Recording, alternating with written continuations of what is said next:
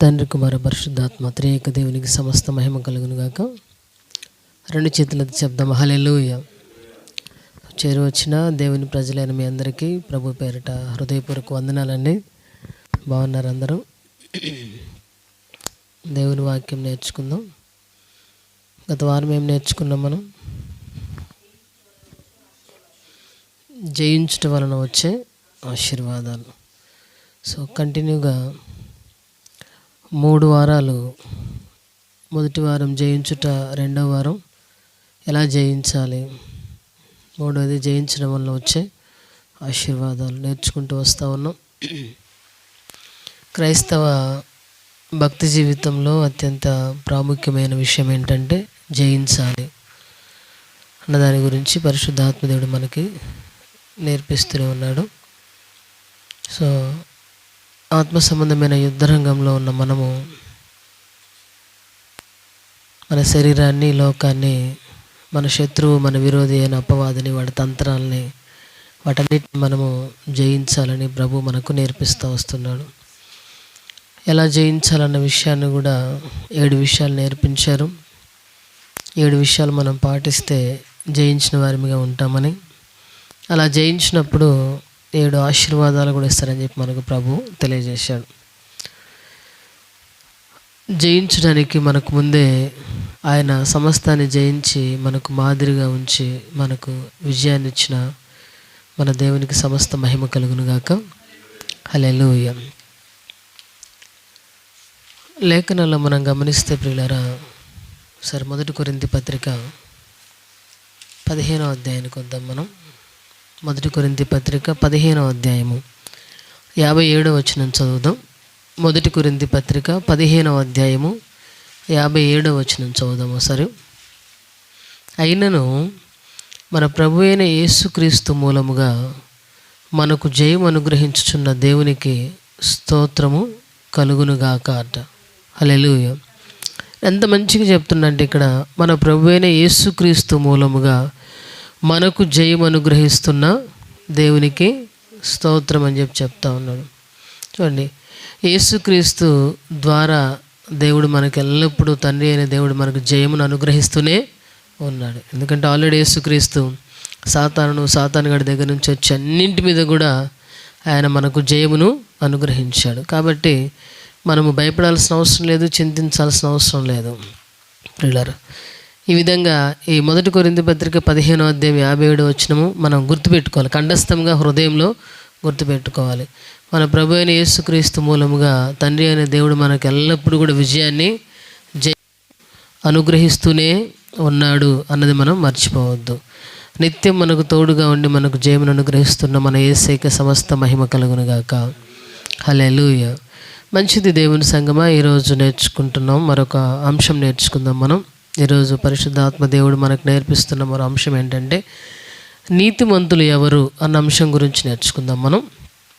నీతిమంతులు ఎవరు, నీతిమంతులు ఎవరు అన్న అంశం గురించి నేర్చుకుందాం మనం. దీని కొరకు టాపిక్ రెఫరెన్స్ లూకాసు వార్త 18వ అధ్యాయము. టాపిక్ రెఫరెన్స్ లూకాసు వార్త 18వ అధ్యాయము 9వ వచనం నుంచి 14వ వచనం వరకు చదువుదాం. లూకాసు వార్త 18వ అధ్యాయం 9వ వచనం నుంచి 14వ వచనం వరకు చదువుదాం. తామే నీతిమంతులని తమ్ము నమ్ముకొని ఇతరులను తృణీకరించు కొందరితో ఆయన ఈ ఉపమానము చెప్పెను. ప్రార్థన చేయుటకై 2 మనుషులు దేవాలయమునకు వెళ్ళిరి. వారిలో ఒకడు పరిసయ్యుడు, ఒకడు సుంకరి. పరిసయ్యుడు నిలువబడి, దేవా, నేను చోరులను, అన్యాయస్తులను, వ్యభిచారులనైనా, ఇతర మనుషుల వలనైనను, ఈ సుంకరి వలనైనను ఉండనందుకు నీకు కృతజ్ఞతాస్తులు చెల్లించుచున్నాను. వారమునకు 2 మారులు ఉపవాసము చేయుచు నా సంపాదన అంతటిలో 10వ వంతు చెల్లించుచున్నానని తనలో తాను ప్రార్థించుచుండెను. అయితే సుంకరి దూరముగా నిలుచుండి ఆకాశం వైపు కనులెత్తుటకైనను ధైర్యము చాలక రొమ్ము కొట్టుకొనుచు, దేవా పాపినైన నన్ను కరుణించుమని పలికెను. అతని కంటే ఇతడు నీతిమంతుడిగా తీర్చబడి తన ఇంటికి వెళ్ళినని మీతో చెప్పుచున్నాను. తన్ను తాను హెచ్చించుకునేవాడు తగ్గింపబడుననియు, తన్ను తాను తగ్గించుకునేవాడు హెచ్చింపబడుననియు చెప్పెను అట. హల్లెలూయా. ఇక్కడ ఈ చిన్న ప్యాసేజీ ఎవరితో చెప్తున్నారు? ఎవరెవరితో చెప్తున్నారు? యేసుక్రీస్తు వారు శిష్యులతో చెప్తా ఉన్నారు. ఇది దాదాపు 18వ అధ్యాయం ప్రారంభం నుంచే ప్రార్థించే విషయంలో విసుక్కోవద్దు, మీరు నిత్యం ప్రార్థన చేస్తూ ఉండాలి అని ఆ మొదటి ఉపమానము ఆయన చెప్తూనే, రెండవ ఉపమానంగా 9వ వచనం నుంచి 14వ వచనం వరకు శిష్యులతో చెప్తా ఉన్నారు. క్రైస్తవులట ఒక తెగ ఉందట, ఒక జాతి ఉందంట, ఒక గుంపు ఉందంట. వాళ్ళు ఎవరంటే వారిని వారే నీతిమంతులు అనుకుంటారట. అలా అనుకొని ఇతరులను తృణీకరిస్తూ ఉంటారట. వాళ్ళ గురించి ఒక మంచి సందేశాన్ని ప్రపంచవ్యాప్తంగా ఉన్న అన్ని తరాల్లో ఉన్న క్రైస్తవుల కొరకు నేర్పిస్తున్నట్టుగా మనము చూస్తూ ఉన్నాం పిల్లలు. ఇక్కడ ఈ 18వ అధ్యాయం 9వ వచనం నుంచి 14వ వచనం వరకు 2 రకాల మనుషులు ఉన్నారు, 2 మనుషులు ఉన్నారు పిల్లలు. మొదటి రకము ఎవరంటే వారిని వారే నీతిమంతులుగా ఎంచుకుంటున్నారు. రెండో రకము ఎవరంటే దేవుడు నీతిమంతులుగా ఎంచుతున్న రకం అన్నమాట. హల్లెలూయా. దానిలో పరిసయ్యుడు ఒకడు, సుంకరు ఒకడు అంటాం. దేవుడు ఇక్కడ అంటున్నాడు, నీకు నీవే నీతిమంతుడు నీతిమంతురాలు అని అనుకోకూడదు. మనము నీతిమంతులము అవునా కాదన్నది ఎవరు చెప్పాలి? దేవుడు చెప్పాలి. దేవుని చేత నీతిమంతుడిగా ఎంచబడినవాడు ధన్యుడు. హల్లెలూయా. అంతేగాని నాకు నేనే నీతిమంతురాలు అనుకుంటే అదొక దౌర్భాగ్యం అన్నమాట. అయితే అలా అనుకోవడం ఒక ఎత్తు అయితే, నేను నీతిమంతురాలని చెప్పి ఎదుటోడు పాపిష్టోడని చెప్పి తృణీకరించడం అన్నది ఘోరమైన పాపమని వాక్యము సెలవిస్తూ ఉంది. హల్లెలూయా. ఇక్కడ గమనిస్తే ప్రియులారా, ఇవన్నీ సొంత మాటలు ఏం కాదు, కానీ బైబిల్లో చాలా స్పష్టంగా ఉంటాయి ఆ మాటలు. రండి ఒకసారి మనము సామెతల గ్రంథానికి వద్దాం ప్రియులారా. సామెతల గ్రంథం 14వ అధ్యాయము 21వ వచనం చూద్దాం ఒకసారి. సామెతలు 14:21. తన పొరుగు వానిని తిరస్కరించువాడు పాపము చేయువాడు. ఏమనుందండి అక్కడ? తన పొరుగు వానిని తిరస్కరించువాడు పాపము చేయువానితో సమానమట ప్రియులారా. దేవుడు చాలా స్పష్టంగా చెప్తున్నాడు, తన పొరుగు వారిని తిరస్కరించేవాడు పాపం చేయవాడు. మనం అనుకుంటాము, నేను పరిశుద్ధుని నీతిమంతుని, నేనేం పాపం చేయట్లేదు, చిన్నప్పటి నుంచి నేను చాలా మంచిగా పెరిగాను, మా తల్లిదండ్రులు మంచిగా పెంచారు కాబట్టి నేను పాపిష్టిదాని కాదు, నేనేం పాపం చేయట్లేదు అని చెప్పి ఎదుటి వ్యక్తుల్లో ఏదైనా చిన్న బలహీనత కనబడినప్పుడు వాళ్ళని ఏం చేస్తామంట? తిరస్కరిస్తామంట. దేవుడు అంటున్నాడు, నువ్వు తాగుబోతూ కాకపోవచ్చు, తిరుగుబోతూ కాకపోవచ్చు, దొంగ కాకపోవచ్చు, ఈ రకమైన పాపాలు నీలో లేకపోయినప్పటికీ నీలో కనుక ఎదుటి వ్యక్తిని తిరస్కరించే, తృణీకరించే, చిన్న చూపు చూచే, ద్వేషించే, అసహించుకునే బుద్ధి మనసు నీలో ఉందంటే దేవుని దృష్టిలో నీవు పాపివి అన్న సంగతిని మర్చిపోవద్దు. హల్లెలూయా. అందుకే క్లియర్గా పరిశుద్ధాత్ముడు అక్కడ రాపించాడు, తన పొరుగువాడిని తిరస్కరించేవాడు పాపము చేయువాడు అంటున్నాడు. ఆ ముందు పేజీలో మనం చూస్తే ప్రియులారా, 11వ అధ్యాయం 12వ వచనం కూడా ఒకసారి చదువుదాం మనం. సామెతలు 11:12. తన పొరుగు వారిని తృణీకరించేవాడు బుద్ధి లేనివాడు, వివేకి అయినవాడు మౌనంగా ఉంటాడట. హల్లెలూయా. చూసారండి, నీతిమంతులు ఏం చేస్తారట? పొరుగు వారిని తృణీకరిస్తారంట. ఏ నీతిమంతులు అంటే వీళ్ళు స్వనీతి అని ఒక ముసుగేసుకొని ఉంటారు. స్వనీతిమంతులు అనమాట. వారు ఏం చేస్తారంట? పొరుగు వారిని తృణీకరిస్తారంట. దేవుడు వారిని ఏమంటుండంటే బుద్ధి లేని వాళ్ళు అంట, బుద్ధి లేని వాళ్ళు. కానీ నిజంగా దేవుని చేత నీతిమంతుడిగా ఎంచబడిన వాడు వివేకిగా ఎంచబడతాడంట. వాడు ఎలా ఉంటాడంట? మౌనంగా ఉంటాడంట. ఎంత తృణీకరిస్తున్నా, ఎంత అసహించుకుంటున్నా, ఎంత దూషిస్తున్నా, ఎంత తగ్గిస్తున్నా కూడా దేవుని చేత నీతిమంతులుగా ఎంచబడేవారు ఎలా ఉంటారట? మౌనంగా ఉంటారంట పిల్లరా. ఇప్పుడు మనం డిసైడ్ చేసుకోవాలి, మనం తృణీకరించే వారిమా, తిరస్కరించే వారిమా, మౌనంగా ఉండేవాళ్ళమా? సో మనము స్వనీతి అనే ముసుగు వేసుకొని ఉన్నామా, లేకపోతే నిజంగా దేవుని ద్వారా మనం నీతిమంతులుగా తీర్చబడుతున్నామా అన్నది మనం పరీక్ష చేసుకోవాలి పిల్లరా. ఎందుకంటే ఇక్కడ మనం చూస్తే, మనం చదువుకున్న ప్యాసేజ్లో లూకాసు వార్త 18వ అధ్యాయంలో వాళ్ళిద్దరు కూడా దేవాలయానికి వెళ్ళారంట. దేనికి వెళ్ళారు? ప్రార్థన చేయడానికి వెళ్ళారంట పిల్లరా. అంటే వీళ్ళెవరు? భక్తిపరులు ఇద్దరు కూడా, దేవుణ్ణి ఎరిగిన వాళ్ళే, దేవుణ్ణి తెలుసుకున్నవారే. అంటే అందుకే దేవుడు ఎవరికి నేర్పిస్తుందంటే, ఈ దీనిలో ఉన్న ఉద్దేశము క్రైస్తవులమైన మనకే నేర్పిస్తుండు. బయట వాళ్ళతో దేవునికి పెద్ద ప్రాబ్లం ఏం లేదు, దేవుని ప్రజలతోనే దేవునికి సమస్య అన్నమాట. ఎందుకంటే దేవుని ప్రజలని చెప్పుకుంటూ ఉంటాము, మందిరాలకు వస్తూ ఉంటారు చాలాసార్లు.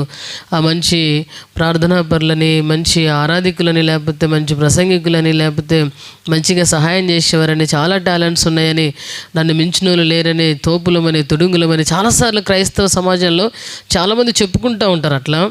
అలా చూపించుకుంటూ ఉంటారు కూడా. అలాంటి వాళ్ళ గురించి దేవుడు బాధపడితే ఇక్కడ రాస్తా ఉన్నాడు, అమ్మా మీరు దేవునికి ఇష్టమైన బిడ్డలే, దేవుని రక్తంలో కడగబడిన వాళ్ళే, దేవాలయానికి నమ్మకంగా వెళ్తున్నారు, వెళ్ళడమే కాదు కానీ చేయాల్సినవి కూడా చేస్తూ ఉన్నారు. అక్కడ పరిసేయుడు అంటున్నాడు కదా, ఒకసారి లూకాసు వార్త 18వ అధ్యాయం 9వ వచనంకి వచ్చేసరికి దేవుడు ఎంత బాగా రాపిస్తుందంటే, తామే నీతిమంతులమని తమ్ము నమ్ముకున్నారట. చూసారా? తామే నీతిమంతులమని ఎవరు నమ్ముతున్నారు? వాళ్ళ నీతిని వాళ్ళే నమ్ముకుంటున్నారు, దేవుని కాదు. నిజంగా దేవుని నమ్మితే ఎదుటి వ్యక్తిని తృణీకరించగలమా? తృణీకరించలేం ప్రియులారా. తామే నీతిమంతులమని తమ్ము నమ్ముకొని ఇతరులను తృణీకరించు కొందరితో ఆయన ఉపమానము చెప్పానట. ఖచ్చితంగా దేవుని యొక్క బిడ్డలలో, సంఘాలలో, కుటుంబాలలో కొందరు ఉంటారట. వాళ్ళు ఎవరంట? వాళ్ళ స్వనీతిని ఆధారం చేసుకొని ఎదుటి వ్యక్తిని ఏం చేస్తారట? తృణీకరిస్తూ ఉంటారంట. అలాంటి వారితో దేవుడు ఉపమానాన్ని చెప్తా ఉన్నాడు. సో ఒకవేళ నువ్వు ఈ గుంపులో ఉన్నావేమో, నీవే నీతిమంతురాలు అనుకొని, నీవే నీతిమంతుడు అనుకొని నీ తోటి వ్యక్తిని తృణీకరిస్తూ ఉన్నావేమో, దేవుడు నీతోనే మాట్లాడుతూ ఉన్నాడు. ఏమని చెప్తున్నాడంటే, అక్కడ ఇద్దరు దేవాలయానికి వెళ్ళారట. వారిలో ఒకడు పరిసేయుడట, మరొకడు సుంకరట పిల్లరా. సరే, పరిసేయుడు ఎంత మంచోడో చూస్తూ ఉన్నాం మనం. తన గురించి తను చెప్పుకుంటున్నాడు. 11, 12 వచనాలు ఏమని చెప్తున్నట్ట? ప్రార్థన చేస్తున్నా అంటే ఏమని? దేవా, నేను ఎలాంటి వాడినంటే ప్రభా, నేను చోరుని కాదయ్యా, అన్యాయస్తుని కాదయ్యా, వ్యభిచారిని కాదయ్యా, ఇలా ఇతర మనుషుల్లాగా నేను లేనయ్యా. ఇదిగో నా పక్కన ఉన్నాడు కదా నా ఎదురుగా, కనీసం ఈ సుంకర్లా కూడా నేను లేనందుకు నీకు కృతజ్ఞతాస్తులు చెల్లిస్తున్నానంట. హల్లెలూయా. ఈ రకమైన కృతజ్ఞతాస్తులు కూడా చెప్తారా భక్తులు? ఎందుకు కృతజ్ఞతాస్తులు చెల్లించాలో కూడా తెలియట్లేదు. దేవాలయానికి వచ్చి పక్కనోడితో పోల్చుకొని, వాడు అట్టాటోడు, వాడు చోరీ, వాడు వ్యభిచారి, వాడు అన్యాయస్తుడు, వాడిలాగా నేను లేనందుకు థ్యాంక్స్ ప్రభు అని చెప్తున్నాడు. వీడు ఎంత స్వనీతిపరుడు ఆలోచించాలి. కృతజ్ఞతాస్తులు మనం ఎందుకు చెల్లించాలి? దేవుని యొక్క గొప్పతనాన్ని జ్ఞాపకం తెచ్చుకొని, ఆయన మంచితనాన్ని జ్ఞాపకం తెచ్చుకొని, ఆయన మన జీవితాల్లో ప్రతి క్షణము చూపిస్తున్న ఆయన అపారమైన కృపను జ్ఞాపకం తెచ్చుకొని, ఆయన మనకి ఇస్తున్న ఆయుష్ను జ్ఞాపకం తెచ్చుకొని, ఆయన ఉపకారాలు జ్ఞాపకం తెచ్చుకొని, మేలులు జ్ఞాపకం తెచ్చుకొని, ఆయన ఎంత మంచితనాన్ని చూపిస్తున్న వీటన్నిటిని జ్ఞాపకం తెచ్చుకొని, మేము ఒకప్పుడు బలహీనులుగా ఉన్నాము, దౌర్భాగ్యమైన స్థితిలో ఉన్నాం, కానీ నీ మహాకృపను బట్టి ఈరోజు మంచి స్థితిలో ఉన్నాం ప్రభువా. నీ వల్లే ఈ గొప్ప స్థితిలో ఉన్నాము, ఈరోజే నీ వల్లే బ్రతికున్నాం ప్రభా. ఇలాంటివన్నీ జ్ఞాపకం వచ్చినప్పుడు గుండెల్లో నుంచి ఆ కృతజ్ఞత భావం వచ్చి దేవునికి స్తుతులు చెల్లిస్తూ ఉంటాం. హల్లెలూయా. ఇది స్తుతించే విధానం అనమాట. అంటే దేవుని గొప్పతనం మనకు అర్థం కావాలి, మనం ఎంత తక్కువ స్థితిలో ఉన్నామో అర్థం కావాలి. అర్థమైనప్పుడు మనం ఆటోమేటిక్గా కృతజ్ఞతాస్తులు చెల్లిస్తాం. అంతేగాని పక్కనోడితో పోల్చుకొని నేను వాడిలాగా లేనందుకు నీకు స్తోత్రం ప్రభు అని చెప్తే నువ్వు పరిసేయుడివైన సంగతిని మర్చిపోవద్దు. అంతటితో ఆగిపోతున్నాడా? ఇక ఆయన గురించి చెప్పుకుంటా ఉన్నాడు.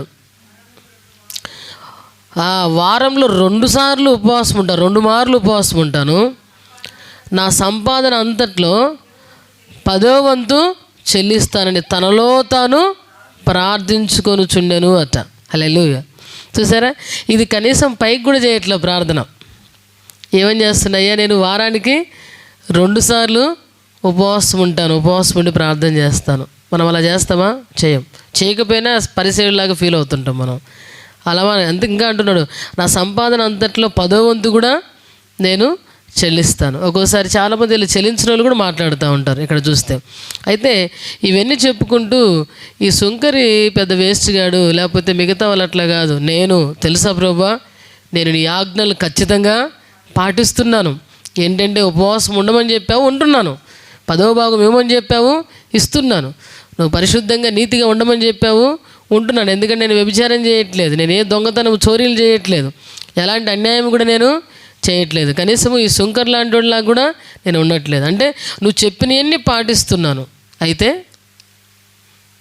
అయితే గర్వించాలా, అతిశయించాలా, గొప్ప చెప్పుకోవాలా? ఎవరితో మాట్లాడుతున్నావు నువ్వు? ప్రార్థన ఎవరికి చేస్తున్నావు? ప్రార్థన చేస్తున్నావు వాడికంటే నీతిమంతుడివా నువ్వు? ఎవరికి ప్రార్థన చేస్తున్నావు? ఆ దేవుని కంటే గొప్పవాడివా? ఎవరికి ప్రార్థన చేస్తున్నావు? ఆ దేవుని ఆజ్ఞలకు మించిన గొప్పవాడివా నువ్వు? చూడండి, మనం అనుకుంటాం మనం చేసే ప్రతి ప్రార్థన దేవుడు ఆలకిస్తారని చెప్పి మనం అనుకుంటాం ప్రియులారా. కాదు. దేవుడు నీతిమంతుడైన న్యాయవంతుడు. నీతి కలిగిన ప్రార్థనలు ఆయన ఆలకిస్తూ ఉంటాడు. హల్లెలూయా. ప్రార్థనలలో ఎప్పుడు కూడా అన్యాయమైన ప్రార్థనలు చేయకూడదు. దేవుడు తన స్వభావంలో తన పోలికలో సృజించిన మానవుల్ని ఆయన ఎంతగానో ప్రేమిస్తూ ఉన్నాడు. అందుకంటే నేను పాపుల కొరకే వచ్చానుగా నీతిమంతుల కొరకు రాలేదంటాడు. హల్లెలూయా. ఈ సంగతి సుంకరికి తెలిసింది, అందుకే తను తాను తగ్గించుకుంటున్నట్టుగా మనం చూస్తూ ఉన్నాం. బైబిల్లో మంచి మంచి భక్తులందరూ కూడా మోషే గారి దగ్గర నుంచి దావీదు గారు కావచ్చు, యోబు గారు కావచ్చు, అందరూ కూడా వారిని వారు తగ్గించుకున్నట్టుగానే ఉంటారు. వారు నీతిగా బ్రతికినప్పటికీ అయ్యా మేము నీచులమయ్యా, దౌర్భాగ్యులమయ్యా, పౌలు గారు కూడా అంటారు కదా, ఎంత తగ్గించుకుంటే దేవునికి అంత ఎక్కువగా ఇష్టం ప్రియులారా. అలా కాకుండా నువ్వు చెప్పినట్టు నేను ప్రతి ఆజ్ఞను పాటిస్తున్నాను, ప్రతిదీ చేస్తున్నాను కాబట్టి నేను విర్రవీగుతాను, గర్విస్తాను, అతిశయిస్తాను, అహంకారంతో తోటి వ్యక్తిని తృణీకరిస్తానని చెప్పి అంటే దేవుడు నిన్ను అసలు లెక్కలోకి తీసుకోడు. పైకి కూడా ప్రార్థన చేయట్లే, ఇంకా తన మనసులో చేసుకుంటున్నాడంట. హల్లెలూయా. మన మనసు దేవునికి తెలుసా తెలియదా? తెలుసు ప్రియులారా. 139వ కీర్తన 2వ వచనంలో ఉంటుంది కదా, తలంపు నా మనసులో పుట్టక మునిపే నీవు దాన్ని ఎరిగి ఉన్నావు, గ్రహిస్తున్నావట. అంటే మన మనసులో ఎలాంటి తలంపులు ఉన్నాయో, ఏమి తలంచుతున్నామో, ఏమి ఆలోచిస్తున్నామన్నది మనకొక్కరికే తెలుసు, ఎదుటి వ్యక్తికి తెలియట్లేదు మనం అనుకోవచ్చు. కానీ సృష్టికర్త కదా, ఆయన అన్నింటినీ కూడా చూస్తూ ఉన్నాడు. హల్లెలూయా. చూడండి, మన మనసును దేవుడు బాగా చూస్తున్నాడు. మన లోపల ఏమేమి అనుకుంటా ఉన్నాం, బయటికి ఏం మాట్లాడుతున్నామని. అంటే మనస్సులో చేసుకున్న ప్రార్థనే దేవుడు ఇంత పరిశీలనగా తెలుసుకొని అతనికి ఒక మంచి గుణపాఠం చెప్తే, ఒక్కోసారి మనము మనసులో పక్కన పెట్టి మనసులో ఉన్నదంతా కక్కేస్తాం. నువ్వు అట్లాటోడివిరా, ఇట్లాటోడివిరా, నువ్వు అట్లాడిదానివి, ఇట్లాడిదానివి అని చెప్పి చాలాసార్లు కక్కేస్తాం మనం ప్రియులరా. అంటే మనసులో ఉన్నదాన్నే దేవుడు కొట్టేస్తూ ఉన్నాడు. ఇంకా బయటికి మాట్లాడితే ఇంకెంత శిక్ష ఉంటుందో ఆలోచించాలి మనం. హల్లెలూయా. అందుకే ఇక్కడ అంటున్నాడు, ఆ పరిసెడు ఇలా ప్రార్థన చేస్తామంటే 13వ వచనంలో మనం గమనిస్తే ప్రియులరా, అయితే సుంకరి దూరముగా నిలుచుండి ఆకాశం వైపు కనులెత్తుటికైనను ధైర్యము చాలక రొమ్ము కొట్టుకొనుచు, దేవా పాపినైన నన్ను కరుణించయ్యా అని ప్రార్థన చేసుకున్నాడంట. అతని కంటే ఇతడు నీతిమంతుడిగా తీర్చబడి తన ఇంటికి వెళ్ళినని మీతో చెప్పుచున్నాను. తన్ను తాను హెచ్చించుకునేవాడు తగ్గింపబడుననియు, తన్ను తాను తగ్గించుకునేవాడు హెచ్చింపబడుననియు మీతో చెప్పానంట. ఇక్కడ హెచ్చింపు అన్నది ప్రియులరా భూ సంబంధమైన హెచ్చింపు గురించి దేవుడు చెప్పట్లా. ఇది గ్రహించాలి మనం. నేను బాగా తగ్గించుకుంటాను కాబట్టే దేవుడు నన్ను బాగా హెచ్చించాడు, నాకు 10 బిల్డింగులు ఇచ్చాడు, 2-3 బిల్డింగులు ఇచ్చాడు, చాలా గొప్ప స్థితి ఇచ్చాడు, నన్ను మంచి ధనవంతురాలుగా చేశాడు అని అనుకోవద్దు. ఈ హెచ్చింపు ఏ హెచ్చింపు అంటే పరలోకంలో కనపడే హెచ్చింపు ప్రియులారా. దేవుడు తీర్చే తీర్పును గురించిన హెచ్చింపు ఇది. ఎందుకంటే ఇక్కడ భూ సంబంధమైన హెచ్చింపు గురించి దేవుడు మాట్లాడట్లేదు.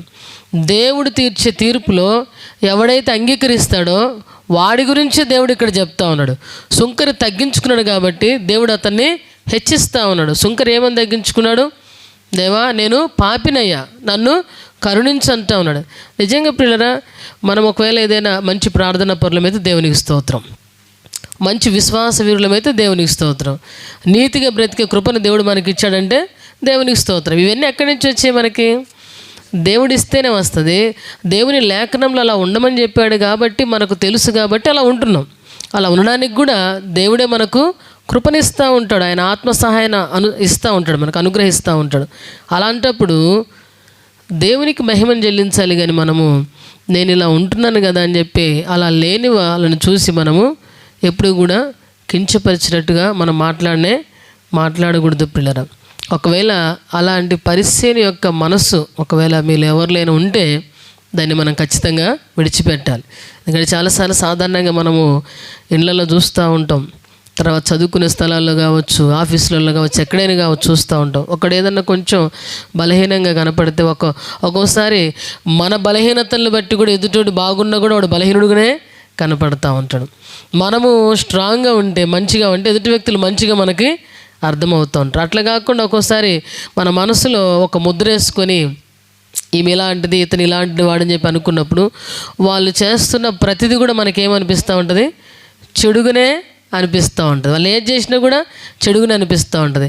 అసలు ముందు మనసులో నీకు వారి పట్ల ఒక సదభిప్రాయము, మంచి అభిప్రాయం ఉంటే అలా అనిపించదు. ఎందుకంటే బెస్ట్ ఎగ్జాంపుల్ వ్యభిచారంతో పట్టబడిన స్త్రీ మనకు తెలుసు.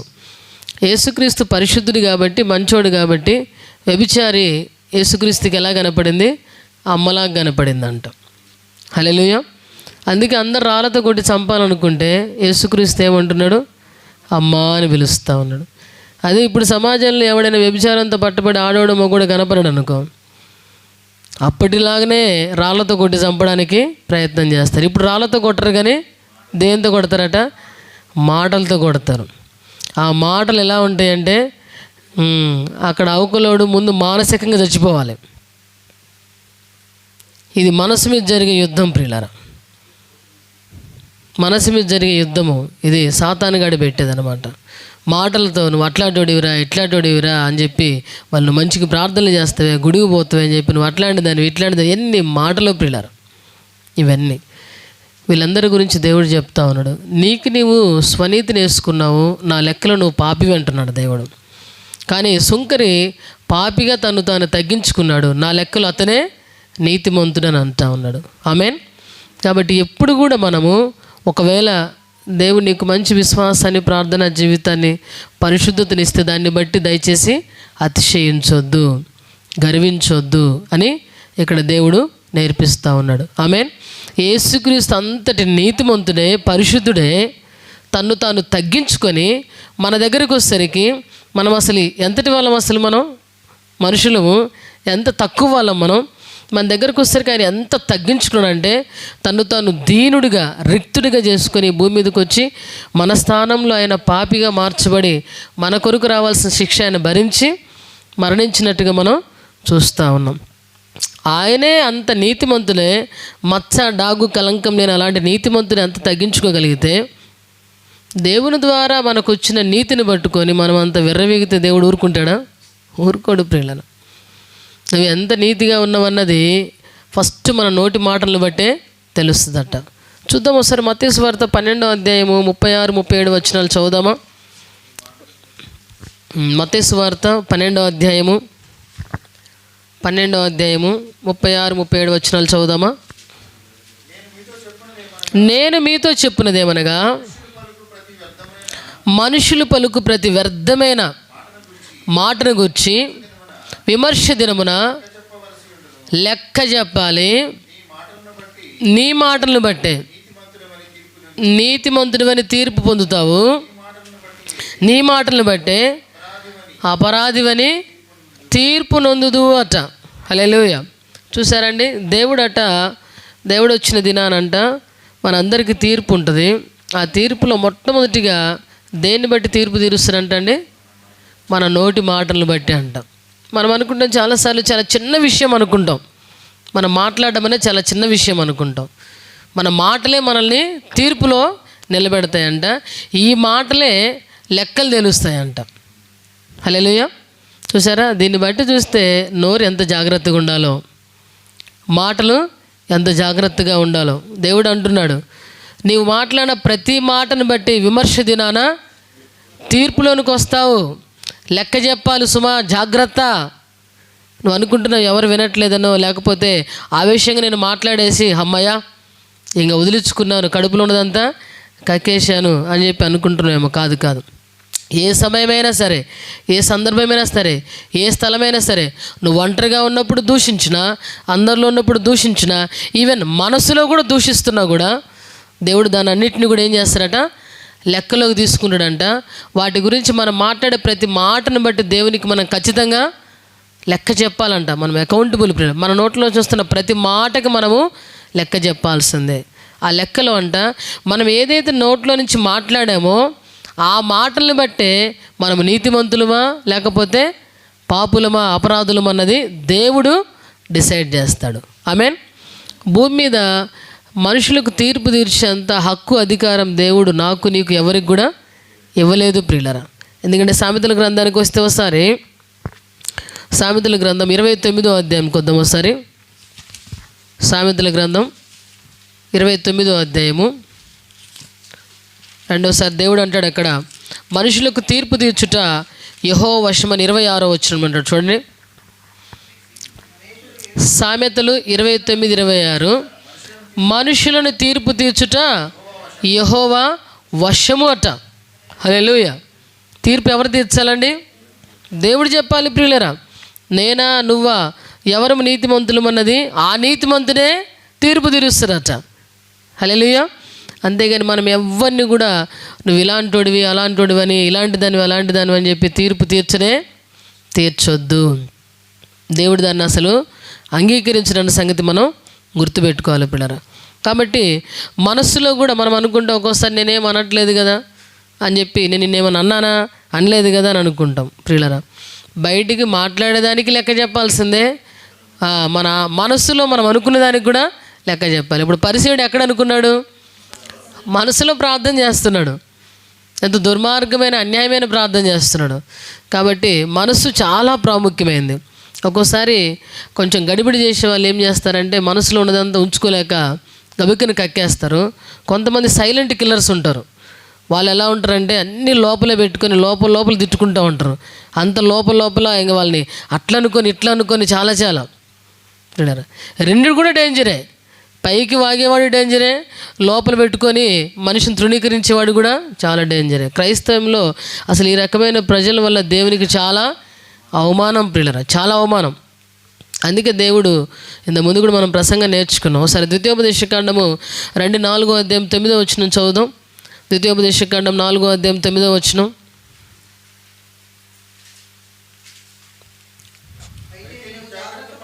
అయితే నువ్వు జాగ్రత్త పడు,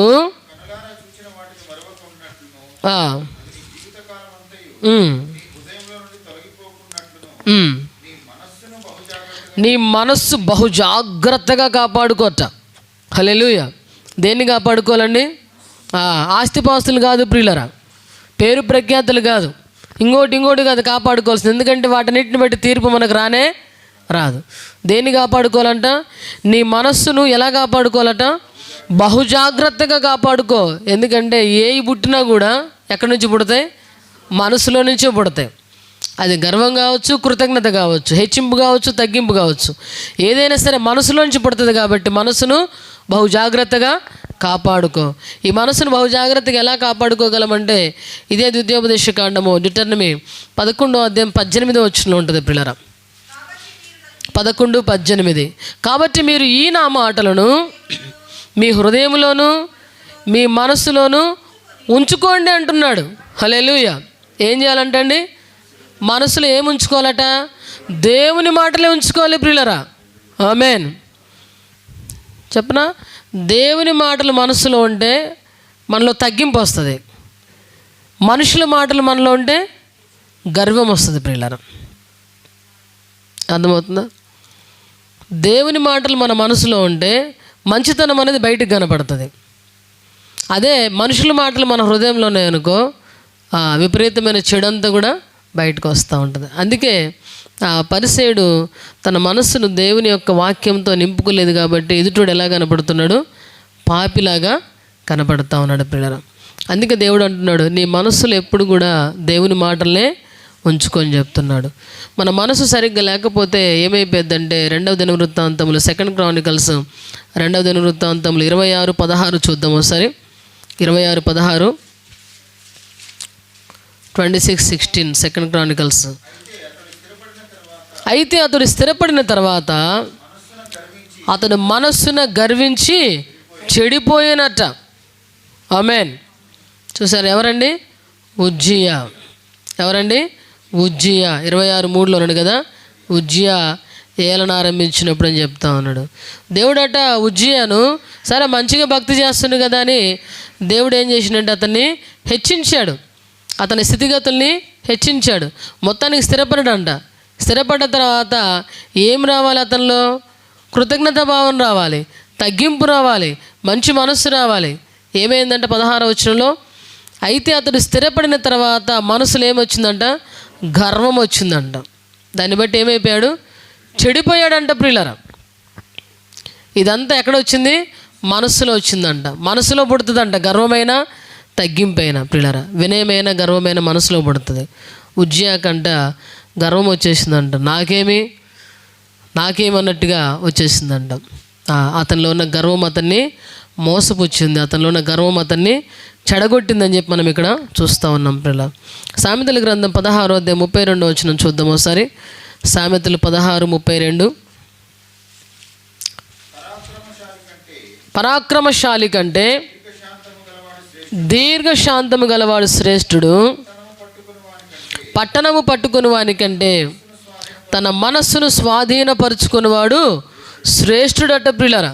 చూసారండి, లోకంలో ఏదేదో సంపాదించుకోవడం శ్రేష్టం కాదట. మనసును కంట్రోల్లో ఉంచుకోవడము చేతనైతే దానికి మించిన గ్రేట్నెస్ ఏముండదంట ప్రియులారా. హల్లెలూయా.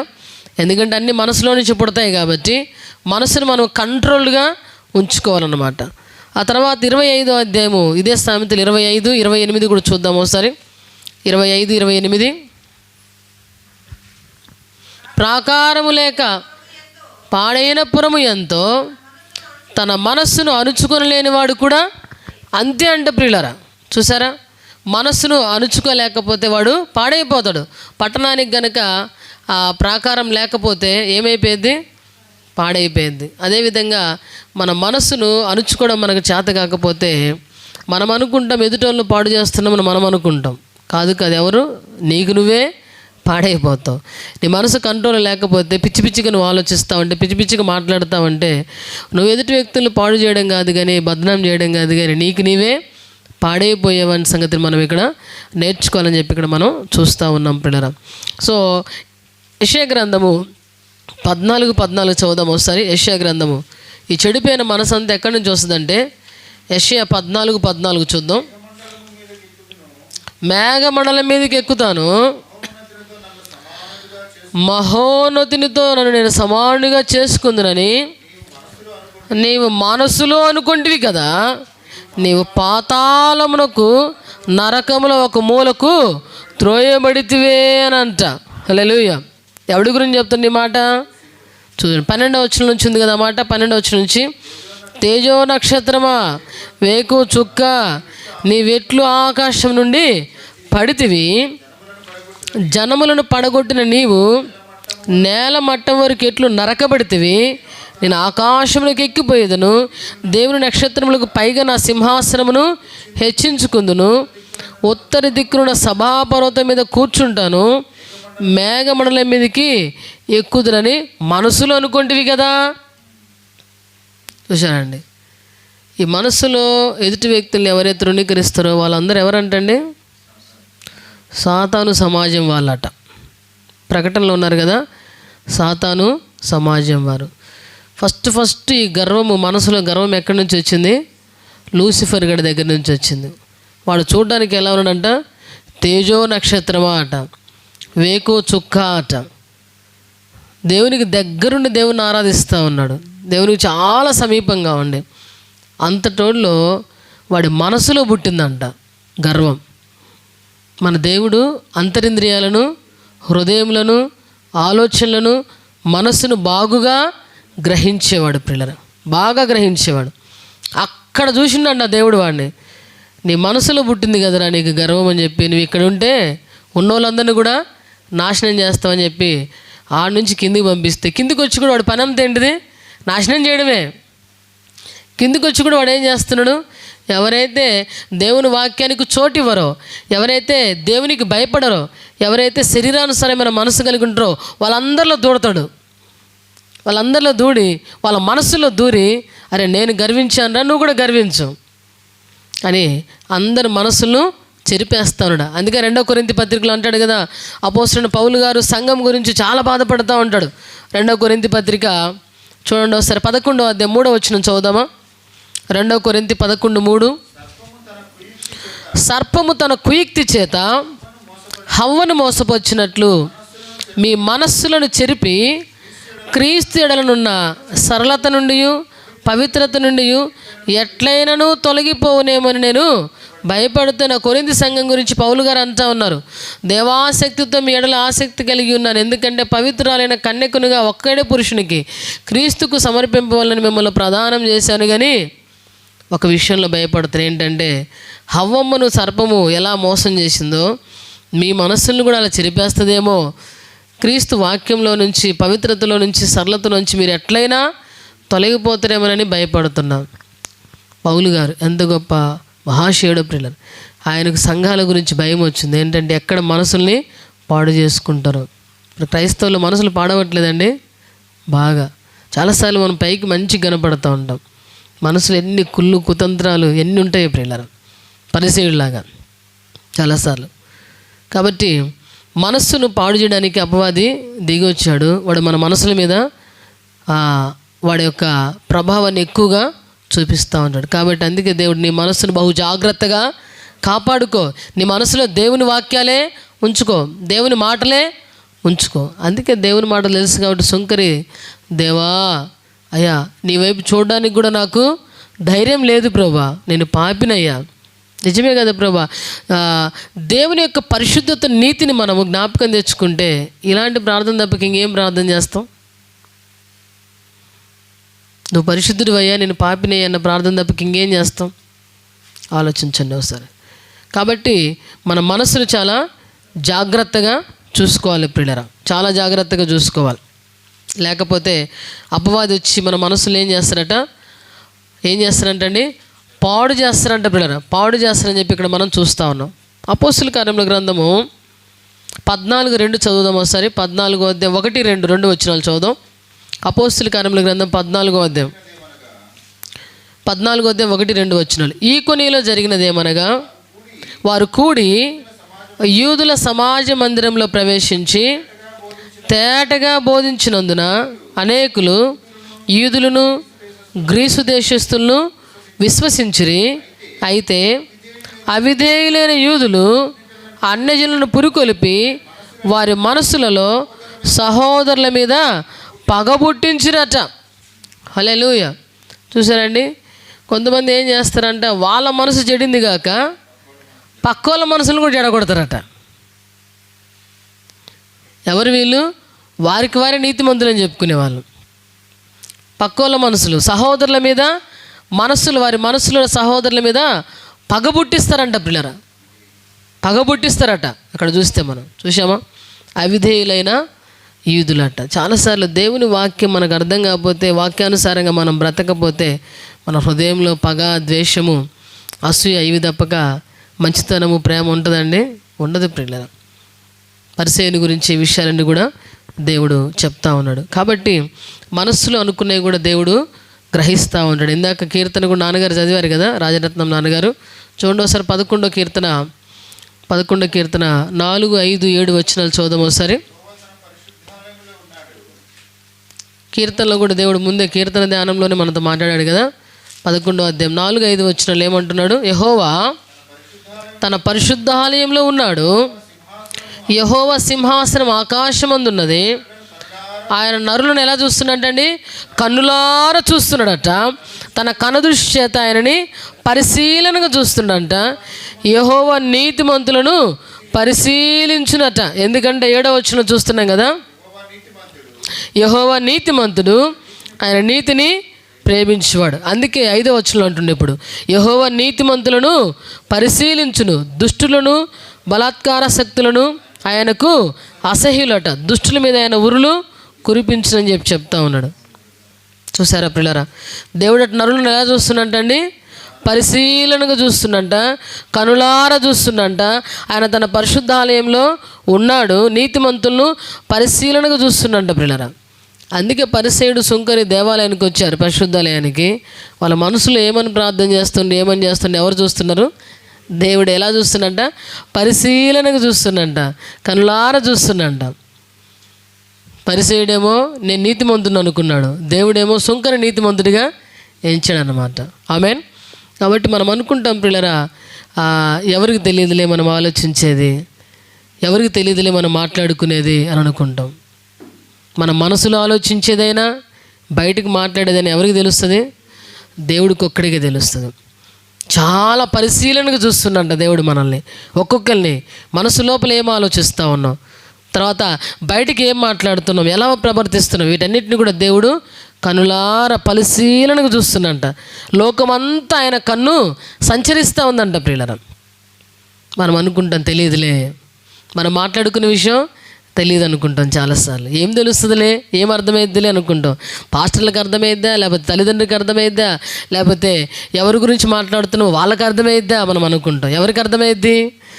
దేవునికి అర్థమైద్ది. ఎందుకంటే ఆయన నీతిమంతుడు, ఆయన మనుషుని నీతిమంతులుగా తీర్చివాడు ప్రియులరా, మనం కాదు ప్రియులరా. అందుకే ఆయన అంటున్నాడు యెహోవా నీతిమంతుడు, ఆయన నీతిమంతుల్ని పరిశీలిస్తూ ఉన్నాడంట. కాబట్టి దేవుడు పరిసయ్యుడి నుంచి ఒక పాఠం నేర్పిస్తున్నాడు మనకి. నీకు నీవే బుద్ధిమంతుడు అని అనుకోవద్దు, నీకు నీవే నీతిమంతుడు అని కూడా అనుకోవద్దు అని అంటా ఉన్నాడు. యెహెజ్కేలు గ్రంథము 33:13 చూద్దాం ఒకసారి. యెహెజ్కేలు గ్రంథము 33:13. యెహెజ్కేలు గ్రంథం 33:13 చూద్దాం. నీతిమంతుడు నిజముగా బ్రతుకునని అతడు తన నీతిని ఆధారం చేసుకొని పాపము చేసినడలా అతని నీతి క్రియలన్నింటిలో ఏది జ్ఞాపకమునకు తేబడదు. తాను చేసిన పాపమును బట్టి అతడు మరణము నొందునట. హల్లెలూయా. అక్కడ ఎట్లా చెప్తున్నా చూసారా? నీతిమంతుడు నిజముగా బ్రతుకునని నేను చెప్పినందున అతడు తన నీతిని ఆధారం చేసుకొనట. ఏ నీతి అంటండి ఇది? తన నీతి అట. దేవుడిచ్చే నీతి కాదు ప్రియులరా, దేవుడు తీర్పు తీర్చే నీతి కాదు, అది తన నీతి. అంటే దాన్ని ఏమంటారు? స్వనీతి అని అంటారు. ఇప్పుడు పరిసయ్యుడు ఎవరండి? స్వనీతిపరుడు ప్రియులరా. వాడు అనుకుంటున్నాడు నేను నీతిమంతుని, ఎందుకంటే ఆజ్ఞలన్నీ పాటిస్తున్నా, దేవుడు ఏది చెప్తే అది చేస్తున్నా, దశమభాగం అంటే ఇస్తూ ఉన్నాను, ఉపవాసం ఉండంటే ఉపవాసం ఉంటున్నాను, పరిశుద్ధంగా ఉండమంటే పరిశుద్ధంగా ఉంటున్నాను, ఎన్ని చేస్తూ ఉన్నాను, కాబట్టి నాకు నేనే నీతిమంతుణ్ణి. అక్కడ అంటున్నాడు, ఎంత బాగా చెప్తున్నా నేను చెప్తున్నాను, దేవుడు అంటున్నాడు నీతిమంతుడు నిజంగా బ్రతుకునని నేను చెప్పినందున ఆ నీతిమంతుడు తన నీతిని ఆధారం చేసుకొని పాపము చేసిన ఎడలా అట. చూసారా? తన నీతిని ఆధారం చేసుకోవడం అంటే పరిసయ్యుడి గురించి చెప్తుండే ఇక్కడ. తన నీతి ఏంటంటే ఆజ్ఞలన్నీ పాటించాడంట, ఆధారం చేసుకుని పాపం చేస్తున్నాడంట. ఏంటిది ఆ పాపము? సుంకర్ని తృణీకరిస్తున్నాడు, పక్కనోడిని తృణీకరిస్తున్నాడు. బుద్ధి లేని పని ప్రియులారా. పక్కనోడిని తృణీకరిస్తుంది కాబట్టి పాపం చేసిన అతని నీతి క్రియలన్నింటిలో ఏది జ్ఞాపకానికి రాదట. తాను చేసిన పాపమును బట్టి అతడు మరణ శిక్ష పొందును. ఏ మరణం అంటండి? రెండవ మరణం ప్రియులారా. జాగ్రత్త. మనం ఎప్పుడు కూడా మన స్వనీతిని ఆధారం చేసుకొని దయచేసి ఎవరిని కూడా తృణీకరించొద్దు. ఎందుకంటే ప్రభువు చెప్తా ఉన్నాడు, మనం ఒకవేళ ఎవరైనా బలహీనలు కనపడితే వాళ్ళ కొరకు ప్రార్థన చేయాలి తప్పక ఏ వ్యక్తిని కూడా మనము తిరస్కరించొద్దు. అదే పెద్ద ఘోర పాపమని చెప్తాడు. పరిసయ్యుడేమో నేను నీతిమంతుడని చెప్పి విర్రవీగుతా ఉంటే దేవుడు అంటున్నాడు, అరే నువ్వు పక్కనోడిని తృణీకరించి నువ్వే పెద్ద ఘోర పాపివిరని దేవుడు చెప్తా ఉన్నాడు. దేవుడు తన ఆలయంలో ఉన్నాడు, అన్ని స్థలాల్లో ఉన్నాడు. దేవుడు లేని స్థలం ఎక్కడుందండి? ఎక్కడ లేదు. 139 కీర్తనలు అంటాడు కదా, ఎక్కడికి పోవాలి ప్రభా? పాతాళానికి పోయినా ఉంటావు, ఆడికి పోయినా పోతావు, ఆడికి పోయినా ఉంటావు, నువ్వు ఎక్కడైనా ఉంటావు, అన్ని చోట్ల నువ్వు ఉంటావు. అంటే అన్ని చోట్ల అంటే మనం ఏం చేస్తున్నా ఆయనకు తెలుసా తెలియదా? తెలుసు ప్రియులారా. మనం ఆలోచించినా ఏది చేసినా, అందుకే మనస్సులో తలంపు పుట్టక మునిపే అట, మాట నా నాలుకకు రాకమునిపే, నడకలు పడకలు అన్నీ కూడా దేవునికి తెలుసు. కాబట్టి మనసులో కూడా ఎవరిని మనం తృణీకరించొద్దు. మనసులో కూడా ఎవరిని పాపి అన్న ముద్ర వేయొద్దు ప్రియులారా. ప్రత్యేకించి నాకు నేనే నీతిమంతురాలి, నాకు నేను నీతిమంతుని అసలు అననే అనుకోవద్దు. ఒకవేళ నువ్వు అలా పరిశుద్ధంగా, యథార్థంగా, విధేయురాలుగా బ్రతికే కృపనిచ్చాడంటే, ప్రభా నీ దయ వల్లే కదయ్యా ప్రార్థన చేయగలుగుతున్నా, నీ దయ వల్లే కదా ప్రభా ఆజ్ఞలు పాటించగలుగుతున్నాను, నీ దయ వల్లే కదా ప్రభా నీతిగా బ్రతకగలుగుతున్నాను, నీ దయ వల్లే కదా ప్రభా విశ్వాసాన్ని కాపాడుకుంటున్నాను, నీ దయ వల్లే కదా ప్రభా నీ కొరకు బ్రతకగలుగుతున్నానని గుండెలోంచి కృతజ్ఞతా భావంతో దేవుని స్తుతించాలి తప్పక నీ దగ్గరున్న నీ నీతిని బట్టి గర్వించినవంటి మాత్రం దేవుడు నిన్ను తీర్పులోనికి తీసుకొని వచ్చి పాపిగా దేవుడు రెండో మరణానికి అప్పగిస్తారంట ప్రియులారా. అదే లూసిఫర్కి జరిగింది కూడా. అందుకే నువ్వు పాతాళంలో ఒక మూలకి త్రోయబడితివే అని అంటా ఉన్నాడు. కాబట్టి ఎప్పుడు గుర్తుపెట్టుకుందాం, భూమి మీద నన్నైనా ఎదుటి వ్యక్తినైనా తీర్పు తీర్చేవాడు ఎవరండి? నీతిమంతుడైన ఆయనకే ఆ యొక్క అధికారము, హక్కు అన్నీ ఉన్నాయి ప్రియులారా. భూమి మీద ఏ మనుషుడికి లేదు. కాబట్టి నా గురించి నేను తీర్పు తీర్చుకోవద్దు, ఎదుటి వ్యక్తి గురించి కూడా నేను తీర్పు తీర్చొద్దు. అట్లీస్ట్ మనసులో కూడా అనుకోవద్దు పిల్లలు, మనసులో కూడా అనుకోవద్దు. సో మనసులో అనుకున్న దానికి లెక్క చెప్పాల్సిందే, బయటికి మాట్లాడిన దానికి కూడా లెక్క చెప్పాల్సిందే. దీన్ని బట్టి ఏమర్థమైంది? ఏది అవుతున్నా మౌనంగా ఉంటే వివేకి అట. అర్థమవుతుందా? మౌనంగా అంటే ఒకవేళ నువ్వు నీతిమంతుడివైనా మౌనంగా ఉండాలి, ఒకవేళ నీ నీతిని బట్టి నువ్వు తృణీకరించబడుతున్నా మౌనంగా ఉండాల్సింది. సుంకరిలాగా మౌనంగా ఉండాలి. ఎవడు మౌనంగా ఉంటాడో, సుంకరి ఎంత మౌనంగా ఉన్నాడో అతనే నీతిమంతుడిగా తీర్పు పొంది వెళ్ళిపోయాడు. అందుకే కింద మనం చదువుకున్న సామెతలు 11:12 కూడా అంటున్నాడు, తన పొరుగువాడిని తృణీకరించేవాడు బుద్ధి లేనివాడట, వివేకి అయినవాడు మౌనంగా ఉండనంట. మనం చాలాసార్లు ఎవరైనా మనం తృణీకరించి మాట్లాడుతూ ఉంటే మనం వాళ్ళకి తిరిగి వాళ్ళకిలాగా మాట్లాడాల్సిన అవసరం లేదు ప్రియులారా. ఎందుకంటే మనం తిరిగి వాళ్ళకిలాగా మాట్లాడినాం అనుకో, వాళ్ళకి మనకు తేడా ఉంటుందా? ఉండదు. అఫ్కోర్స్ వాళ్ళు అనుకోవచ్చు, నేను మాట్లాడేసి నేనే గొప్ప అయిపోయాను, అవకలలో వ్యక్తుల యొక్క ఉన్న అంతా కూడా నేను పరువు తీసేసాను, లేకపోతే ఇంకోటి అనుకోవచ్చు. కానీ వివేకి అయినవాడు ఎలా ఉంటాడట? మౌనంగా ఉంటాడట. తృణీకరించేవాడు ఎవడంట? బుద్ధి లేనోడంట పిల్లలు. చూడండి, మనము ఎదుటి వ్యక్తుల్ని కించపరిస్తే మనలో ఏం లేదంట? బుద్ధి లేదంట పిల్లలు, బుద్ధి లేదంట. ఎవరైనా మనం ఎన్ని మాట్లాడుతున్న ఎదుటి వ్యక్తి మౌనంగా ఉంటే వాళ్ళకి ఖచ్చితంగా భయపడాలి మనం. ఆమేన్. ఎందుకంటే దేవుని మనసు ఎంతుంటే, దేవుని ప్రేమ ఎంతుంటే, దేవుడిచ్చే వాక్య భయం ఎంతుంటే అవకలలో మౌనంగా ఉంటారన్న సంగతి మనం గ్రహించుకోవాలి. అది గ్రహించకుండా నాకున్న స్వనీతిని ఆధారం చేసుకున్న ఇష్టానుసారంగా మాట్లాడితే తీర్పు తీర్చి నీతిమంతుడైన యెహోవా దృష్టిలో అవకులుడేమో నీతిమంతుడైపోతావు. మనసులో దురాభిప్రాయాలు పుట్టిన నీవు, లేకపోతే వ్యర్థంగా మాట్లాడిన నీవు మాత్రం పాపిగా తీర్చబడి రెండవ మరణానికి వెళ్తామన్న సంగతిని మనం మర్చిపోవద్దు. అందుకే ఇక్కడ దేవుడు అంటున్నాడు, పరిసయ్యుని సుంకర్ని ముందు పెట్టి నీతిమంతులు ఎవరు అని. ఒకసారి రోమపత్రిక వద్దాం పిల్లరా, ముగించుకునే ముందు రోమపత్రిక 3వ అధ్యాయానికి వద్దాం. ఒకసారి మనం చాలా మంచి విషయాలు ఇక్కడ కూడా దేవుడు మనకు రాపించాడు. రోమపత్రిక 3వ అధ్యాయానికి వద్దాం పిల్లరా. మనం 3వ అధ్యాయము దాదాపు 10వ వచనం నుంచి చదువుదాం. మనం 10వ వచనం నుంచి, ఇందుని గురించి రాయబడినది ఏమనగా, నీతిమంతుడు లేడు, ఒక్కడు లేడు, గ్రహించేవాడు ఎవడును లేడు, దేవుని వెదకువాడు కూడా ఎవడు లేడు, అందరూ త్రోవ తప్పి ఏకముగా పనికిమాలిన వారైరి, మేలు చేయవాడు లేడు, ఒక్కడైనా లేడు. వారి గొంతుక తెరిచిన సమాధి, తమ నాలుకతో మోసం చేయుదురు, వారి పెదవుల క్రింద సర్ప విషం ఉన్నది, వారి నోటి నిండా శపించుటయు పగయు ఉన్నవి, నాశనమును కష్టమును వారి మార్గంలో ఉన్నవి, శాంతి మార్గం వాళ్ళకి తెలియదు, వారి కన్నుల ఎదుట దేవుని భయము లేదట ప్రియులారా. తర్వాత మనము 23వ వచనానికి వద్దాం. 23వ వచనం, ఏ భేదము లేదు, అందరూ పాపం చేసి దేవుడు అనుగ్రహించి మహిమను పొందలేక పోచున్నారు అట. హల్లెలూయా.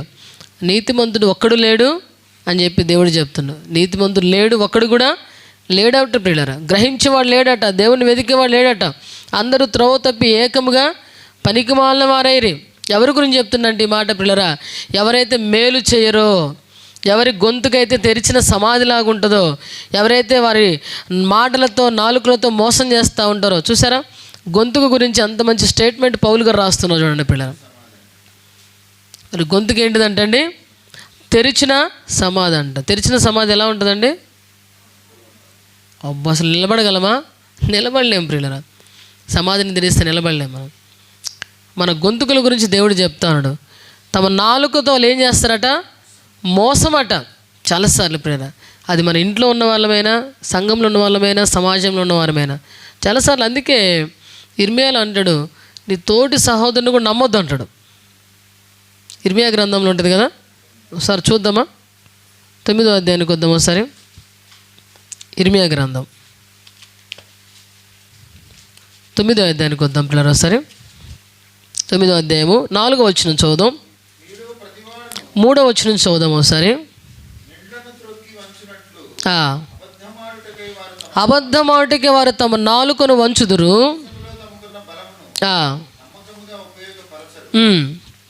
నన్ను ఎరుగక కీడు వెంట కీడు చేయొచ్చు ప్రవర్తించున్నారు. ఇదే యెహోవా వాక్కు. మీలో ప్రతివాడును తన పొరుగువాని విషయమే జాగ్రత్తగా ఉండవలెను. ఏ సహోదరునైనా నమ్మకండి.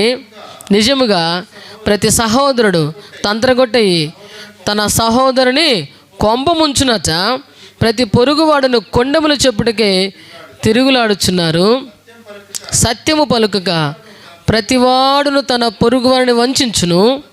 అబద్ధములాడుట తమ నాలుకలకు బాగా ట్రైనింగ్ ప్రాక్టీస్ చేశారట.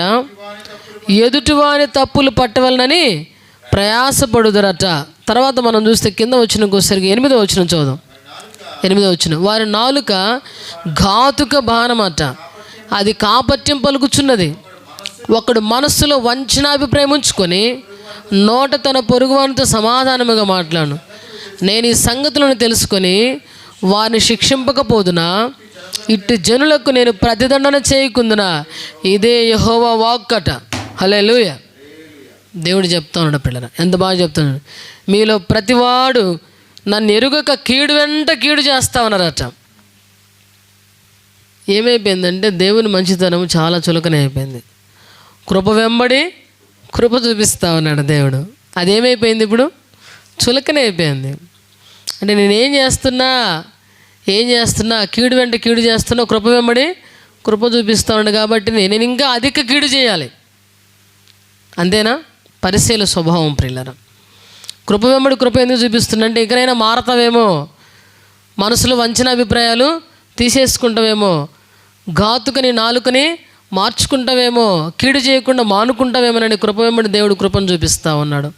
కానీ ఇక్కడ దేవుడు అంటా ఉన్నాడు, జాగ్రత్తగా ఉండండి. మీలో ప్రతివాడు తన పొరుగువాని విషయమే జాగ్రత్తగా ఉండండి. ఏ సహోదరుని నమ్మొద్దు. ఎందుకంటే నిజంగా ప్రతి సహోదరుడు తంత్రగొట్టే తన సహోదరుని కొంప ముంచుతారంట ప్రియులారా.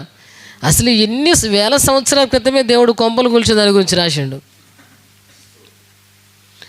ఇవన్నీ దేని ద్వారా జరుగుతాయంట? నాలుకేనట. నాలుకంటే ఏంటిది? మాటలు.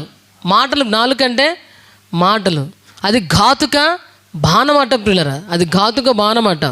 చెప్తాడు చాలు కదా. అందుకే యాకోబు 3లో అంటాడు, అది నాలుక చాలా చిన్నదైనా కూడా బహుగా అదిరిపడుతుంది. నిప్పురవ్వ చాలా చిన్నదంట, గడ్డి వాములు వేయండి మొత్తం తగలబెడుతుంది.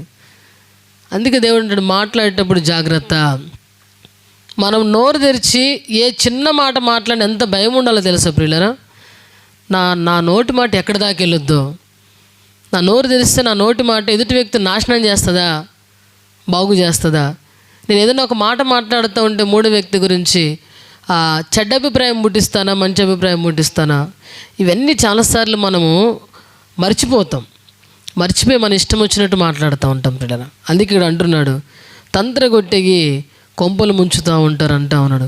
సత్యం పలుకుక ప్రతివాడు తన పొరుగు వారిని వంచునంట. అబద్ధంలో ఆడట వారి నాలుకలకు అభ్యాసం. ఎదుటి వారి తప్పులు పట్టవల్లని. ఇప్పుడు పరిసేడు చేసింది ఏంటిదండి? ఎదుటివారి తప్పుల గురించి ప్రార్థన చేస్తున్నాడు. మనం మన తప్పుల గురించి మనం చేసుకోవాలి. సుంకర్ ఏం చేస్తున్నాడు? దేవా పాపిని నన్ను కరుణించి అంటున్నాడు. ఎప్పుడు మనం గుర్తుపెట్టుకుందాం, నేను నువ్వు బ్రతికినంత కాలం కూడా నేను ఎంత పాపి అనేది గ్రహించుకొని ప్రార్థన చేయాలి, కానీ ఎదుటి వ్యక్తి ఎంత పాపి అనేది ఎప్పుడు కూడా చూడకూడదు. పరిసయ స్వభావం కలిగిన వాళ్ళు ఏంటంటే ఎదుటివాని తప్పులు పడడానికి ప్రాకులాడతారంటే ఎక్కడ దొరుకుతారు, ఎక్కడ పట్టుకుందాం వాళ్ళ తప్పులు. దేవుడు చూస్తూ ఉన్నాడు ప్రియులారా. మన అందరినీ కూడా కనులారా చూస్తున్నట్ట, పరిశీలనగా చూస్తున్నాడు. మనం అనుకుంటాం ఎక్కడైనా దొరికించుకోవచ్చు అని చెప్పి మనం అనుకుంటాం. కాదు, అన్నీ దేవుడు చూస్తున్నాడు. దేవుడే చూసుకుంటాడు కదా. మనకెందుకు అంత బాధ, మనకెందుకు అంత ప్రయాస? ఎదుటి వ్యక్తుల యొక్క తప్పులు పట్టుకోవాలన్న ప్రయాస మనకెందుకు? చూడండి ఎంత ఎక్కడి నుంచి వచ్చినాయి అంటే సాతాను గాడి దగ్గర నుంచి వచ్చినాయి ప్రియులారా. అందుకే దేవుడు అక్కడ ఉన్నాడు. వారి నాలుక ఘాతుక బాణమాట, అది కాపట్యము పలుకుచున్నది అని అంటాను. నేను ఈ సంగతులు తెలుసుకొని వారిని శిక్షింపకపోదునా, ఇటు జనులకు నేను ప్రతిదండన చేయకుందునా, ఇదే యెహోవా వాక్కట ప్రియులారా. హల్లెలూయా. మనం అనుకుంటాం చాలాసార్లు ప్రియులారా, నేనేది మాట్లాడుతున్నా నా నాలుగుతో ఏం చేస్తా ఉన్నా కూడా నాకేమి నేను మంచిగానే ఉన్నా అంతా అని అనుకుంటాం. దేవుడు అంటా ఉన్నాడు, ఈ సంగతులు తెలుసుకొని వారిని శిక్షింపకపోదునా, ఇటు జనులకు నేను ప్రతిదండన చేయకుందునా. ఈ భూమి మీద వాళ్ళకి శిక్ష రాకపోయినా మంచిదే, దేవుని స్తోత్రం. ఒకవేళ మనం పరిశీలనలాగా ఉంటామంటే మనకి ఈ భూమి మీద శిక్ష రాకపోయినా మనం సంతోషపడొద్దు. ఫైనల్ జడ్జిమెంట్లో దేవుడు ఏం చేస్తాడట? రెండవ మరణానికి అప్పగిస్తాడట. మనం అనుకోవచ్చు, ఒకవేళ నేను నా ఇష్టానుసారంగా ప్రవర్తిస్తున్నా, నా ఇష్టానుసారంగా మాట్లాడుతున్నా, నాకేం కావట్లేదు, సో నేను న్యాయంగానే ప్రవర్తిస్తున్నా, మంచిగానే మాట్లాడినా, బాగా మాట్లాడలే అని అనుకుంటాం మనం ప్రియులారా. కాదు. తీర్పురకుడు ఉన్నాడు, ఆయన నీతిమంతుడు. ఆయన ఏది న్యాయం తీర్చాలో ఆయన ఖచ్చితంగా ఆయనకు బాగా తెలుసు. ఫైనల్ జడ్జిమెంట్లో ఆయన ఏం చేస్తాడంటే ఈ మౌనంగా ఉన్నోడేమో పరలోకానికి తీసుకెళ్తాడట. ఈ మనసు పాడు చేసుకునే వాడిని, ఇతరుల మనసులను పాడు చేసే వాళ్ళని, నాలుకను సరిగ్గా ఉపయోగించిన వారిని, వీళ్ళందరినీ దేవుడు రెండవ మరణానికి అప్పగిస్తారంట. కాబట్టి భయపడాలి ప్రియులారా, మనం దేవునికి భయపడాలి. చివరిగా మనం యాకోబు రాసిన పత్రిక వద్దాము. చివరిగా యాకోబు రాసిన పత్రిక చదువుకొని ముగించుకుందాం. 2వ అధ్యాయము 12వ వచనం చూద్దాం ఒకసారి. 2 కొరింథీ పత్రిక 2వ అధ్యాయం 12వ వచనం, 2:12. యాకోబు స్వాతంత్రం ఇచ్చు. James chapter 2nd chapter 12th verse. యాకోబు రాసిన పత్రిక 2వ అధ్యాయం 12వ వచనం. స్వాతంత్రం ఇచ్చిన నియమం చొప్పున తీర్పు పొందబో వారికి తగినట్టుగా మాట్లాడండి, అలాగుననే ప్రవర్తించండి. హల్లెలూయా. కనికరము చూపని వాడు కనికరము లేని తీర్పు పొందును, కనికరము తీర్పును మించి అతిశయపడునట. చూసారు బిడ్డారు, ఇక్కడ దేవుడు స్వాతంత్రం ఇచ్చి నియమం చొప్పున తీర్పు పొందబో వారికి తగినట్టుగా మాట్లాడు, అలానే ప్రవర్తించు. ఇక్కడ ఎంత మంచి మాటలు ఉన్నాయంటే మనకు పూర్తి స్వేచ్ఛ ఉందంట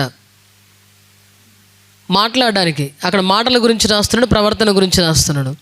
పూర్తి స్వేచ్ఛ ఉంది, దాంతోపాటు ఏముందంట? తీర్పు కూడా ఉందంట ప్రియులారా. నమ్మితే స్తోత్రం చెప్తారా?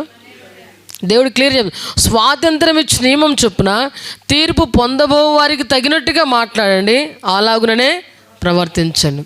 మనం అండగా నిజంగా నా తిండి నేను తింటున్నా, నా బట్ట నేను కట్టుకుంటున్నా, నా ఇంట్లో నేను ఉంటున్నాను కాబట్టి ఇది నా నాలుక, నా ఇష్టం, నేను ఏదైనా మాట్లాడతా. స్వేచ్ఛ ఉంది బిడ్డ, స్వేచ్ఛ ఉంది. తీర్పు కూడా ఉంది, మర్చిపోవద్దు. నీ నాలుకకు స్వేచ్ఛ ఉంది కదా, నీ నాలుకే కదా అని చెప్పి అదిరిపడింది అనుకో, తీర్పులు నీ మాటను బట్టే అపరాధిగా ఎంచబడతావు అని అంటాను. చాలాసార్లు అట్లా ఉండొద్దు. అందుకే మనం అంటే నోరు తెరిచి ఏదైనా మాట్లాడుతున్నప్పుడు తీర్పు జ్ఞాపకం రావాలట. ఆమేన్. మనమేమో ఈ నాలుకను ఉపయోగించి ఎదుటోళ్ళని తీర్పు తీర్చేస్తాం. నువ్వు మహా అంటే ఒకళ్ళ ముందు, ఎందరి ముందు, 10 మంది ముందు, 100 మంది ముందు తీర్పు తీర్చేస్తావు. కానీ పరలోకంలో దేవుడు తీర్పు తీరుస్తున్నప్పుడు ఎన్ని వేల లక్షల మంది ఉంటారో వాళ్ళందరి ముందు భూమి మీద నీవేమో స్వనీతిని ఆధారం చేసుకుని మాట్లాడావు, అక్కడ దేవుడు పరిశుద్ధులందరి ముందు దేవుడిని నీతిని లెక్కలు తెలిసి అగ్నిగుండంలో పడేస్తారని ఇక్కడ క్లియర్గా చెప్తా ఉన్నాడు. కాబట్టి నువ్వు ఏది మాట్లాడినా తీర్పు ఒకటి ఉంది, అక్కడ నేను లెక్క చెప్పాలని గుర్తుపెట్టుకో. నువ్వు ఎలా ప్రవర్తిస్తున్నా కూడా తీర్పు ఉందన్న సంగతి గుర్తుపెట్టుకొని లెక్క చెప్పాలన్నట్టుగా ప్రవర్తించు. అందుకే అన్నాడు స్వేచ్ఛ ఉంది, తీర్పు ఉంది. స్వాతంత్రం ఇచ్చి నియమం చొప్పున తీర్పు పొందబోవారికి తగినట్టుగానే మాట్లాడు, తీర్పు పొందబోవారికి తగినట్లుగానే ప్రవర్తించు. మాట అయినా ప్రవర్తన అయినా ఏదైనా స్వేచ్ఛ ఉంది కదని మన ఇష్టానుసారంగా మాట్లాడొద్దు, ఇష్టానుసారంగా ప్రవర్తించొద్దు. మన మాట ద్వారా ఎవరికి కీడు చేయొద్దు, మన ప్రవర్తన ద్వారా కూడా ఎవరికి హాని చేయొద్దు. ప్రియులారా, చేయొద్దు. అలా చేస్తే ఇక్కడ బాగానే ఉండొచ్చు, కానీ మనమంతా మన భక్తి అంతా ఏంటంటే పరలోక రాజ్యానికి వెళ్ళాలి. పరలోక రాజ్యానికి వెళ్ళడం అంత సులభం కాదు. దేవుడే తీర్పు తీర్చి మనల్ని పంపించాలి. కాబట్టి బహు జాగ్రత్త కలిగి మనము బ్రతకాలి ప్రియులారా. ఆమేన్. చివరిగా మన టాపిక్ వస్తే పరిసయుడు సుంకరి దగ్గరికి వచ్చేసరికి పరిసయుడు అలాగను అనుకున్నాడు, సుంకరి ఇలాగ అనుకున్నాడు. వాళ్ళిద్దరి గురించి ఫైనల్గా దేవుడు ఇచ్చిన జడ్జిమెంట్ ఏంటంటే, రండి లూకాసు వార్త 18వ అధ్యాయం 14వ వచనం చదువుదాం. అతని కంటే ఇతను నీతిమంతుడిగా తీర్చబడి తన ఇంటికి వెళ్ళనని మీతో చెప్తా ఉన్నానంటా ఉన్నాడు. హల్లెలూయా. ఇప్పుడు చెప్పండి, దేవుడు తీర్పు తీర్చాలా, మనల్ని మనమే తీర్చుకోవాలా? దేవుడే. పరిసయుడు తనకు తాను తీర్పు తీర్చుకున్న నీతిమంతుడని, దేవుడేమో సుంకని నీతిమంతుడిగా తీర్పు తీర్చాడు పిల్లరా. కాబట్టి ఎప్పటికైనా ఇలాంటి లేఖనాలు మనకు ఎందుకు నేర్పిస్తాయంటే, మనల్ని మనము సరి చేసుకోవాలి, బాగు చేసుకోవాలి. ఆమేన్. కాబట్టి బ్రతికినంత కాలము ఇలాంటి పరిశుద్ధ లేఖనాలను బట్టి పిల్లరా, నేను పరిసయుని స్వభావం కలిగి ఉన్నానా, సుంకర్లాగా తగ్గించుకున్నానా, నన్ను నేనే తీర్పు తీర్చుకోవాలా, దేవుడు నన్ను తీర్పు తీర్చాలా, అలానే ఇతరులను నేను తీర్పు తీర్చాలా, దేవుడు తీర్పు తీర్చాలా? ఈ రెండు విషయాలు జ్ఞాపకం చేసుకోవాలి. నా గురించి నేను తీర్పు తీర్చుకోవద్దు, దేవుడే నన్ను తీర్పు తీర్చాలి. అలానే ఇతరుల గురించి కూడా నేను తీర్పు తీర్చొద్దు, దేవుడే తీర్పు తీర్చాలి. ఎందుకు? దేవుని ద్వారా మనము నీతిమంతులుగా తీర్పు తీర్చబడాలన్నది దేవుడు మనకు నేర్పిస్తున్నాడు. అందుకే ఈరోజు దేవుడు అంటాడు, నీతిమంతులు ఎవరు అని అంటే, దేవుడి ద్వారా నీతిగా తీర్పు తీర్చబడిన వారే నీతిమంతులు. కానీ తమకు తామే నీతిమంతులు అనుకొని తమను గురించి అతిశయపడు ఎదుటి వ్యక్తులను తృణీకరించే వారు నీతిమంతులు కానే కాదు. కాబట్టి నీకు నీవే అనుకుంటే నీతిమంతుడు కాదు, నీకు నీవే అనుకుంటే నీతిమంతురాలవి కాదు. దేవుడు చెప్పాలి నువ్వు నీతిమంతుడివని, నీతిమంతురాలవని. కాబట్టి దయచేసి ఎవరిని మనము తృణీకరించొద్దని చెప్పి దేవుడు మనకు సెలవిస్తూ ఉన్నాడు. కాబట్టి ప్రియులారా, బహు జాగ్రత్త కలిగి భయభక్తులు కలిగి వాక్యానుసారంగా మనము ముందు కొనసాగుదాం. దేవుడు వాక్యానుసారంగా నడవడానికి కావాల్సిన విధేయత ఆత్మను మనందరికీ అనుగ్రహించును గాక. సో వాక్యానికి లోబడుతున్నప్పుడు దేవుడే ఆయన తీర్పులు మనలందరినీ నీతిమంతులుగా తీర్చునుగాక. ఆమేన్. కళ్ళు మూసుకుందాం, ప్రార్థన చేద్దాం. ప్రియులారా, పరిశుద్ధుడైన మా మంచి యేసయ్యా, నీతిమంతుడా మీకు స్తోత్రాలు, పరిశుద్ధుడా మీకు స్తోత్రాలు, ప్రేమ కలిగిన వాడా మీకు స్తోత్రాలు.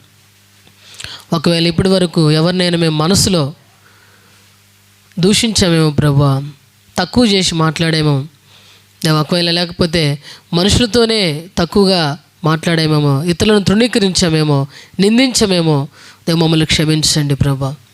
నీవు నీతిమంతుడు ప్రభా. నీవు లెక్క చూసినప్పుడు, నువ్వు తీర్పు తీరుస్తున్నప్పుడు మీ ఎదుట దేవా నిలబడలేకపోతే అంతకంటే దౌర్భాగ్యం ఏముండదు ప్రభా. మమ్మల్ని అందరినీ మీరు జ్ఞాపకం చేసుకోండి. ఇది నా పరిసయుడు సుంకరు గురించి మాకు నేర్పించారు, మీకు స్తోత్రాలు ప్రభా. పరిసయునిలో ఉన్న అలాంటి స్వభావాన్ని మాలో ఎవరిలోనే ఉంటే దాన్ని తొలగించండి ప్రభా. సుంకర్ లాంటి తగ్గింపు జీవితాన్ని మాకు అనుగ్రహించండి తల్లిదేవా. అతని స్వనీతితో ఎవరైనా ఉంటే వారిని దయతో క్షమించండి. స్వనీతి అనే బంధకాలను చేస్తున్నామని విడిపించండి ప్రభా. నీవే తీర్పరివి, నీవే తీర్పు తీర్చేవాడవు కాబట్టి దేవా, నీ భయము కలిగి మేము బ్రతకడానికి, నీ భయము కలిగి ఆలోచించడానికి, నీ భయము కలిగి మాట్లాడడానికి మా అందరికీ మీరు సహాయపు నడిపించండి ప్రభా. నీ ద్వారా నీతిమంతులుగా ఎంచబడే కృపను మా అందరికీ అనుగ్రహించండి. ఎవరిని మేము తృణీకరించకుండా, ఎవరిని దూషించకుండా, తక్కువ చూపు చూడకుండా సహాయపు నడిపించండి. ఒకవేళ నీ కృపను బట్టి మంచి భక్తి చేస్తున్నప్పటికీ అతిశయపడకుండా, గర్వించకుండా కృతజ్ఞత కలిగిన వారమైన ప్రభా, ఎదుటి వ్యక్తులు కూడా అలాంటి లేఖన ఆధారంలోనికి, లేఖన అనుసారంగా బ్రతకడానికి వచ్చినట్లుగా వారి పట్ల ప్రేమ కలిగిన వారమే ప్రార్థన చేసే కృపను మాకు అనుగ్రహించండి. మీకు స్తోత్రాలు చెల్లిస్తున్నా ప్రభా. దేవా, నీవు ఆశించిన భక్తి జీవితాన్ని మేమందరం కలిగి ఉండే కృపను మాకు దయచేయమని ఈరోజు మాతో మాట్లాడి మమ్మల్ని సరిచేసి బాగు చేసినందుకు నా ప్రభా, మరొకసారి నా ప్రభా సరిదిద్దుకోవడానికి మీరు ఇచ్చిన అవకాశం కొరకే, కృప కొరకే మీకొక్కరికే స్తుతి, మహిమ, ఘనత, ప్రభావాలు, కృతజ్ఞతాస్తులు చెల్లించుకుంటూ నా మంచి యజమానుడైన యేసుక్రీస్తు పరిశుద్ధ నామంలో స్తుతించి ప్రార్థిస్తున్నాము తండ్రి. ఆమెన్. అందరికి వందనాలమ్మా. God bless you all.